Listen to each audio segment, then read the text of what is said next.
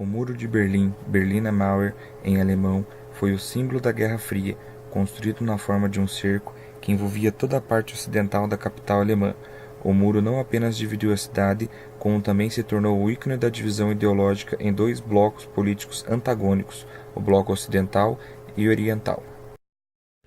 À meia-noite do dia 13 de agosto de 1961, o então presidente do lado oriental da Alemanha, Walter Ulbricht, ordenou que tropas do exército, com auxílio de veículos blindados, fizessem uma espécie de barreira humana que impediria qualquer civil de atravessar para o outro lado.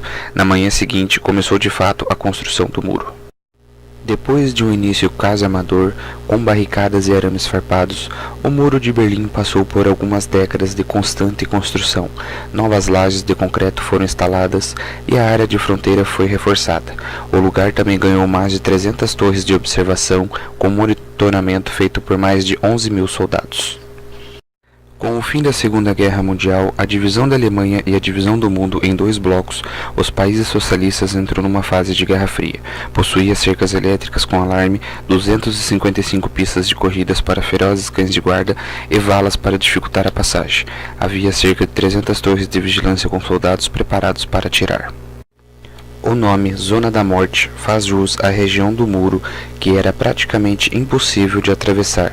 Um gramado com pregos e minas enterradas, holofotes, cercas eletrificadas e cães de guarda faziam das tentativas de travessia um verdadeiro terror para os desertores da Alemanha Oriental.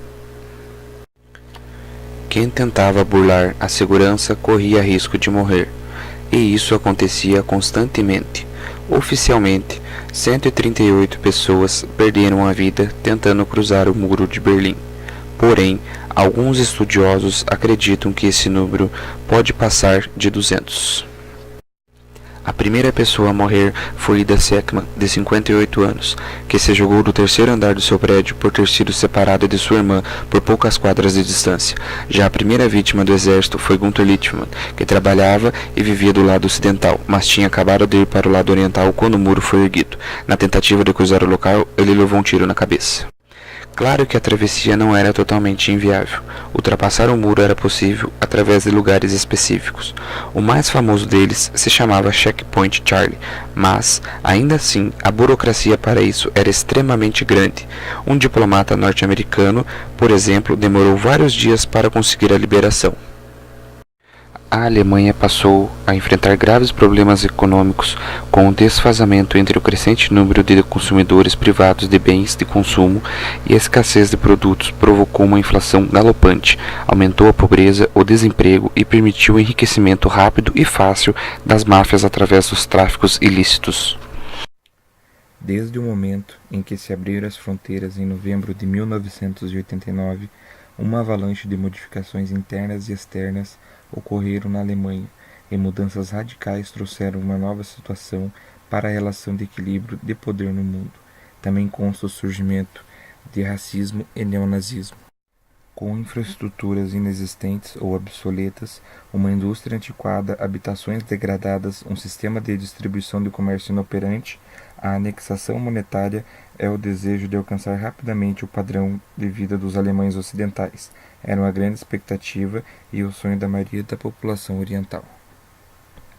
Quando 500 mil pessoas se manifestaram em Berlim em 1989, o porta-voz do governo oriental da Alemanha, Günter Schabowski, deu o pontapé inicial para a caída do muro.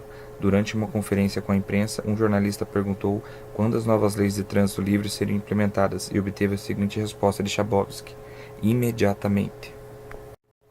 O dia era 9 de novembro, mas as palavras do porta-voz não deveriam ter sido interpretadas literalmente. A ideia era fazer a transição ser gradual, mas o discurso de Schabowski fez uma enorme massa tomar os portões de Berlim e exigir a passagem imediata. Sem ter o que fazer, os guardas liberaram a passagem. Quase 3 milhões de pessoas abandonaram a Alemanha Oriental entre 1949 e 1961. A grande maioria buscava melhores colocações profissionais no Ocidente, tanto que grande parte dos refugiados eram de pessoas com menos de 25 anos. Além disso, muitas cabeças pensantes como médicos, engenheiros, professores e estudantes. Claro que teve gente que conseguiu passar de um lado ao outro. Estima-se que 10 mil tentaram, mas apenas metade teria conseguido. sendo que a grande maioria foi através de suborno. Entretanto, histórias inusitadas aconteceram, como a de pessoas que tentaram sair do lado oriental de um balão ou jogando o carro contra o muro. Além disso, a queda do Muro de Berlim mostrou que havia um novo direcionamento econômico e político se desenhando no mundo pós-Guerra Fria. Na economia, o neoliberalismo, que impôs novas regras para a economia mundial e redirecionou as funções dos Estados nacionais com a teoria do Estado mínimo e com a abertura de mercados. Pode-se dizer que a queda do Muro de Berlim incentivou a adoção do neoliberalismo como sistema econômico e político, não apenas a vitória do capitalismo sobre o socialismo, mas do neoliberalismo. Derrubar a barreira entre as duas Alemanhas foi um pouco internacionalizar o país, globalizar, diminuir o papel do Estado. Atravessar essa barreira, que durou 28 anos, era algo extremamente burocrático e perigoso, tanto que, quando ela caiu, em 1989, o momento histórico gerou imagens que permanecem até hoje na lembrança de várias pessoas, mundo afora. Além de simplesmente o muro, a construção foi chamada de inúmeros nomes e apelidos pelos alemães e berlinenses em especial: Muro da Vergonha, Muro de Prisão, Muro das Lamentações, Muro de Campo de Concentração, Muro de Ulbricht, Muro da SED, entre outros nomes. Embora o dia 9 de novembro de 1989 seja comemorado como o dia da queda do muro, a reunificação só ocorreu formalmente quase um ano depois, em 3 de outubro de 1990, quando a República Democrática Alemã foi totalmente dissolvida.